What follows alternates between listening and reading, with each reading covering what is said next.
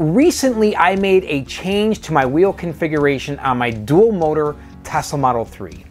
I went from the factory 19-inch sport wheels to a brand new 20-inch true turbine wheel set from Traverse Ridge Racing. And if you haven't seen that video, I'll go ahead and post it up here as well as link it down in the description of this video.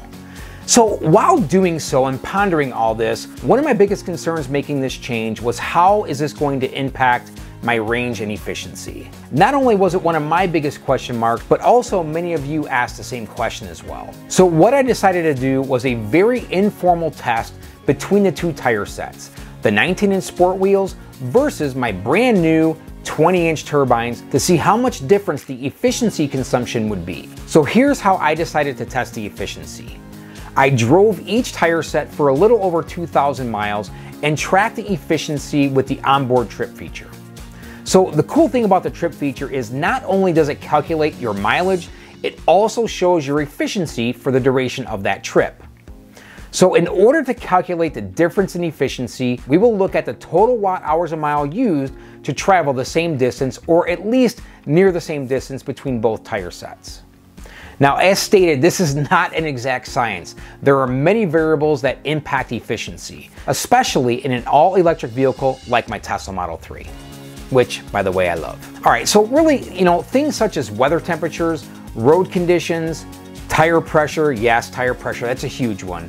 And of course, my driving habits all played a huge part in the results. So the 2,000 miles of traveling consisted mostly of my commute to and from work, which is mainly all highway driving, and it's approximately 120 miles round trip. But I also included in the calculation all of my other day-to-day driving, all of my errands going back and forth to the store outside of my daily commute. So I really used the car like I normally would each and every day. So before we get into the results, let me go over some important items as it relates to efficiency. There are so many variables that must be considered here and taken into account when looking at efficiency. So here are just a few things to consider, and it may not be as clear-cut as we may think it is. That's sort of why I wanted to outline this. So if you've driven an electric vehicle, you know that the use of your HVAC system, the speed at which you drive, your tire pressure, the outside temperature, yes, the outside temperature, because EVs truly love mild temperatures and the battery performs so much better in cooler temperatures. Another thing to consider is the weight and size of your tires, which all play a significant role in the car's efficiency. Now, these are just a few of the things that I wanted to list, but there are much more, and these really are truly just the basics. So I just wanted to set that foundation so that we know what we're up against as we move through this. So as much as I try to keep things the same, this test is not going to be 100% accurate. So just roll with it and let's see how everything pans out.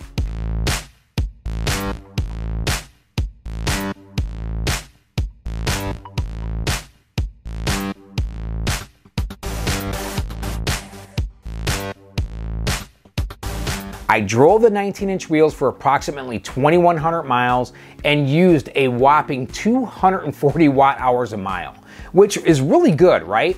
Now remember, this consisted of a lot of highway driving, sitting in traffic, and some city driving as well. I tried to keep the speed between 70 and 75 miles an hour. Yes, TACC and autopilot were awesome, but there were many times where I was well above 80 miles per hour, had the air cranked or the windows down. So all in all, 240 watt hours a mile is pretty good, and honestly, I would take that all day long. On the flip side, I drove the 20s a few more miles, approximately 2,300, as I just really wanted to try and nail this down. So I used a total of 270 watt hours a mile, which still isn't bad, right? And again here, I tried to replicate my driving as much as possible, driving the car between 70 and 75 miles per hour. And again here, many times I was above that, and oftentimes had the air cranked or the windows down. And really it was the same commute, which consisted mostly of highway driving, sitting in traffic, and some city driving. So I really tried to replicate all of my day-to-day driving. I didn't want to change too much.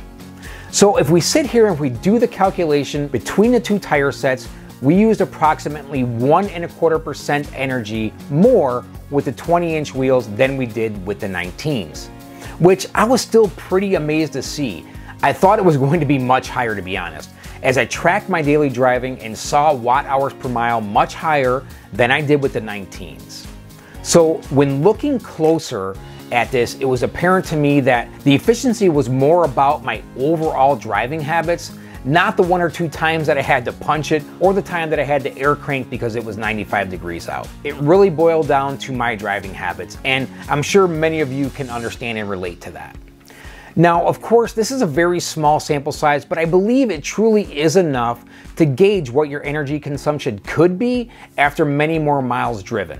And I personally don't think this was bad at all. I was expecting far greater disparity between the 2 tire sets. So what do you think? Comment down below. Do you think 270 watt hours a mile is horrible? Do you think 240 is horrible? If you changed your tire set recently to 20's, what are you seeing? Comment down below so that we can all sort of gauge and share with the community on what everybody is seeing out there. All right, so now that we have the test results, let's take a quick look at some advantages and disadvantages of larger wheels. One major advantage of larger wheels is improved grip and traction. Large tires like my 20-inch Goodyear Eagle Sports sit wider than, say, the smaller tire like my factory 19's.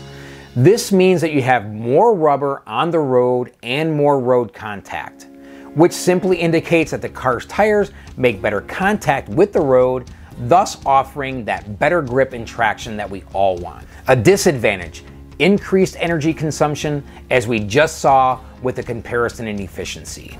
So sometimes larger wheels are typically heavier, which could make your motor and battery work harder. And I just want to emphasize could. It all depends.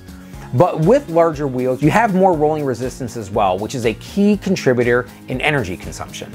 So typically larger tires are wider, as mentioned, which means you have more tread or road contact on the ground, and it just takes more energy to get those tires to turn and spin. Another advantage that we all love: improved cornering. So as mentioned, bigger wheels result in more road contact. There's no doubt about that.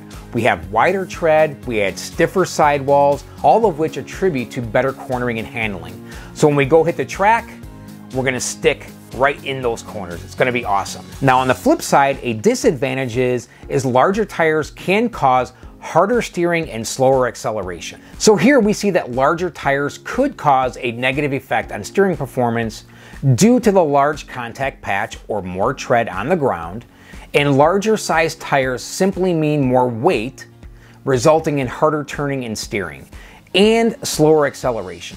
The last point I'm not quite sure about, we're gonna have to verify that. And I'm gonna release another video here where I use my Draggy GPS performance-based meter to see if I lost any performance from 0 to 60 with my new 20-inch tires. So please stay tuned for that one, it's gonna be cool. Another huge advantage of bigger tires is better braking. So a key benefit of larger and wider tires is more contact patch, as we've mentioned a few times now.